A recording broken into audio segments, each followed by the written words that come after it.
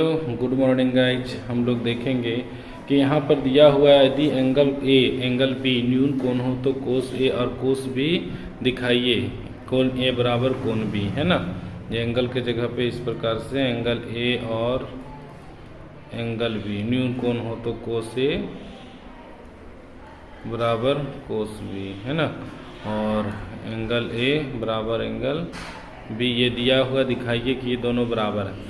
तो सबसे पहली बात है ए और बी क्या है, न्यून कोण है। न्यून कोण का मतलब क्या होता है, 90 डिग्री का कोण हो। कैसा हो, 90 डिग्री का कोण। तो ये हम लोग एक रेखा ले लेते हैं, ये आप देखिए, है ना।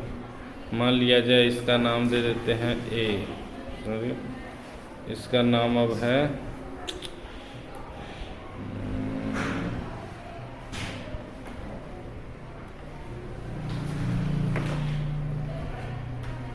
इसका नाम ए दे देते हैं। यहाँ देखिए ए और बी न्यून कोण है, तो निश्चित बात है कि ए और बी इस जगह पे होगा सी, क्योंकि 90 डिग्री से कम हो उसको हम लोग क्या कहेंगे, 90 डिग्री वाला से कम न्यून कोण कहलाएगा। तो ये दोनों क्या हो गया, न्यून कोण हो गया। तो कोण ए बराबर कोण ई, कोस ए बराबर कोस बी।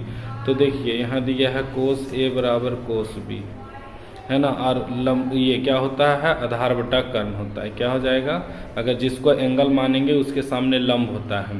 तो हम लोग लाल कक्का को देखेंगे, लाल कक्का ट्रिक के द्वारा ये बीच वाला कोस होता है तो आधार बटा कर्ण। इसका भी सूत्र क्या होगा, आधार बटा कर्ण होगा।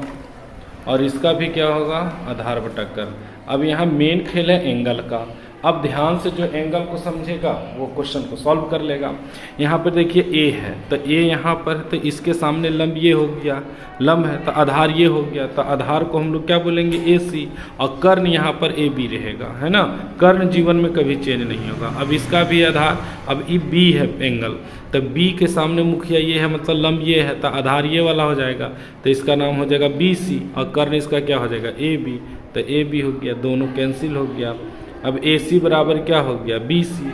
अब यहाँ ध्यान देना है कि ए सी कहाँ है, ये वाला ए सी है, और बी सी क्या है, ये वाला बी सी है। अब दोनों जब भुजा बराबर होंगे तो उसके सामने वाले आमने सामने कोण भी बराबर होते हैं, है ना। ऐसा हम लोग प्रमेय पढ़े हैं कि जिस भुजा का भुजा आपस में बराबर उसके कोण भी बराबर होते हैं। तो ए सी के सामने जो हमारा है कोण बी है, और बी सी के सामने क्या है, कोण ए है। तो कोण यही प्रूफ करना था, इसीलिए कोण ए बराबर कोण बी यहाँ लिख दीजिएगा। चूँकि जो भुजा होते हैं, जब बराबर भुजा होते हैं उसके सामने वाले कोण भी बराबर होते हैं। जब भुजा बराबर होंगे तो उसके सामने वाले कोण भी क्या होगा, कोण भी बराबर होगा। और इसीलिए ये हम लोग को देखने को मिला, कोण ए बराबर कोण भी हमको दिखाना था। यही हमारा हो गया, प्रूव्ड हो गया। Thank you.